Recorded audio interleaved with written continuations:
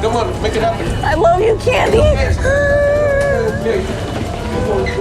Right after Candy's weight loss surgery, her heart suddenly stopped. The doctors rushed in immediately to perform emergency resuscitation on her. This scene was a complete nightmare for Candy's identical twin sister, Brandy. She was terrified that Candy wouldn't survive.